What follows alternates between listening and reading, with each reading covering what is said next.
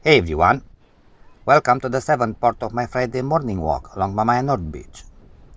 Given the fact that I visit this beach at an early hour, the light is soft, and the place still feels calm and open.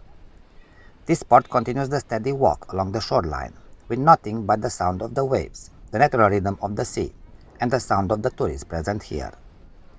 If you've been following the series, thanks for being here, and if not, you can jump right in and enjoy this moment by the coast. Thanks for being here. Cheers!